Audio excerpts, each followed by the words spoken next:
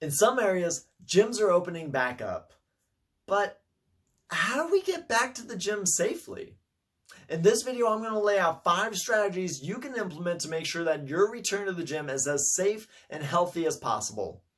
What's good, Simple Achievers? Steve Hicks here, online coach for Simple Success Fitness. And today I want to lay out 5 strategies you can implement as we return to the gym to keep everyone safe and healthy. Each week with my online personal training clients, I do a weekly reflection where I talk to people about things that came up in their week, talk about their greatest successes, some of their challenges, and what we can do to move forward in the future. And in this survey, this week, one of my clients, Bradley, he had mentioned that the gym down the street from his house had just opened back up. And let me tell you, Bradley is excited about this. He wants to get back to the gym, but he has some hesitations. He wasn't sure whether he should dive right back in or how to go back to the gym in a safe way. And he asked, Stephen, is there anything that I should think about as I go back to the gym? Is there anything that I should consider, or is there any advice you have? And I laid out a few tips that I thought were so impactful, I had to share them with you. So the 5 tips that I want to talk about today, the very first one is going to be talking about your workout ratio. For the last couple of weeks, we've all been forced to work out at home. So we've made some adjustments. We've created a dedicated space at home that might be towards workouts. Maybe it's shared space.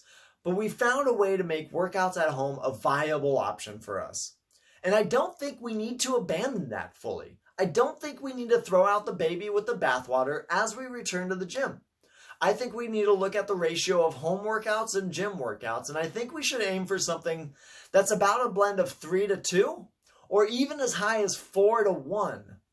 And I think that that larger number should be at home. I think we should do the majority of our workouts right now at home and then supplement with the gym with stuff that we either can't do at home or just feels better in a gym environment.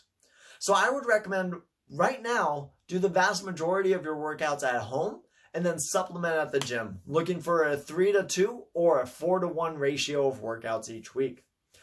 The second thing that we want to do is when we go to the gym, we want to use workouts that minimize equipment and minimize space.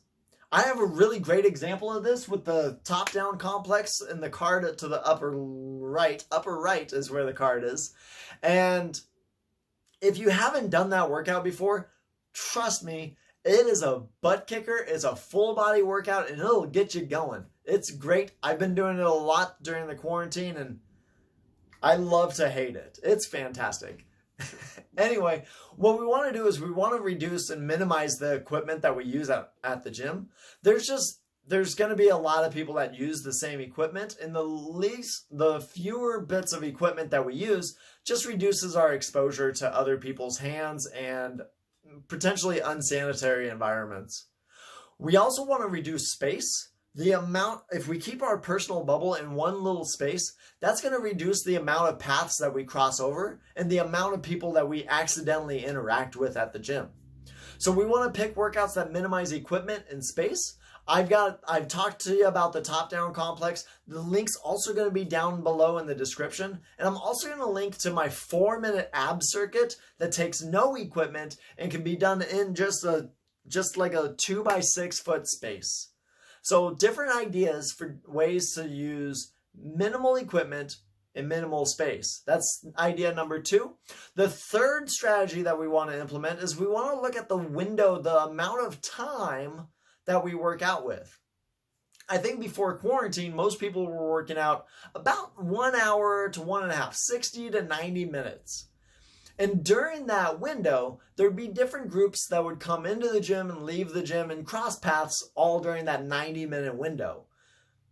I think what we should do right now is we should reduce the amount of time that we're in a gym to probably 25 to 45 minutes.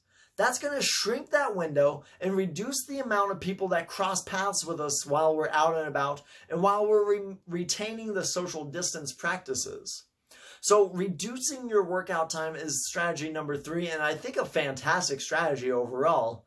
The long workouts we're finding over time really not as productive as a moderate length workout, that all the health benefits still kind of come at the same level, and you don't need to work out for an hour, hour and a half.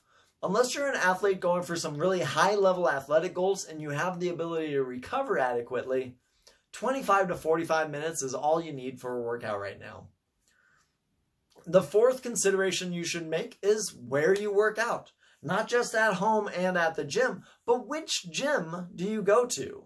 If you're going to a really large commercial corporate gym, it's unlikely that they're going to be able to control the amount of people that come in quite as well as a smaller space will. So a small, locally owned, small business little gym, they're going to be a lot better at managing the flow of people that come in and out of the facility.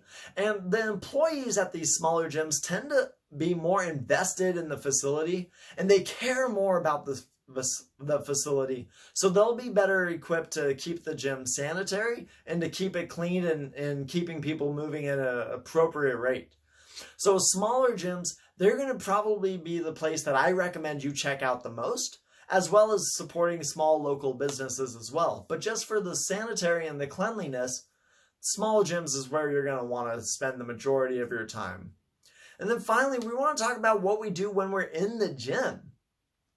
I think a lot of people are going to return to the gym to do cardio workouts because cardio is kind of tough to do at home unless you have a big bulky piece of equipment already.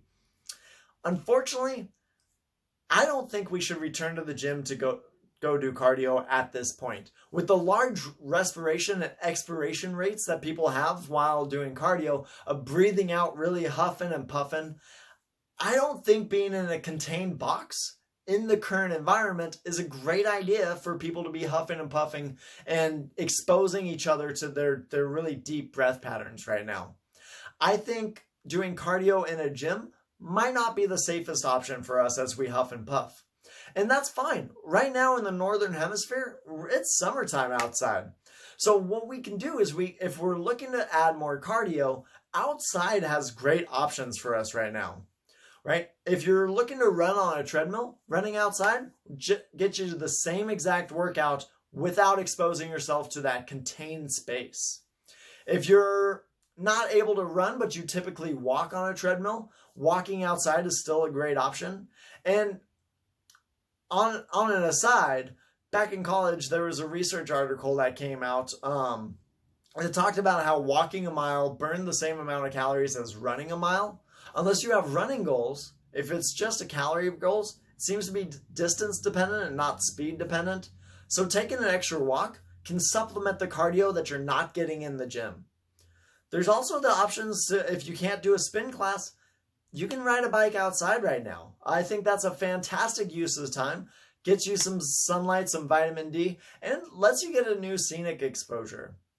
So I think those 5 tips, messing with the ratio of home workouts versus gym workouts, workouts that minimize space and equipment, workouts that take less time in that 25 to 45 minute window, workouts that are in smaller gyms, smaller locally owned gyms, and kind of reducing your cardio exposure in the gym is 5 great ways that you can return to the gym in a safe, healthy way.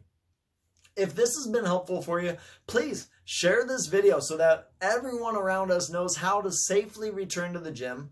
And if you haven't already, make sure to subscribe so that you can get more great content like this twice a week, every week. And together, you and I can live a healthier, happier life.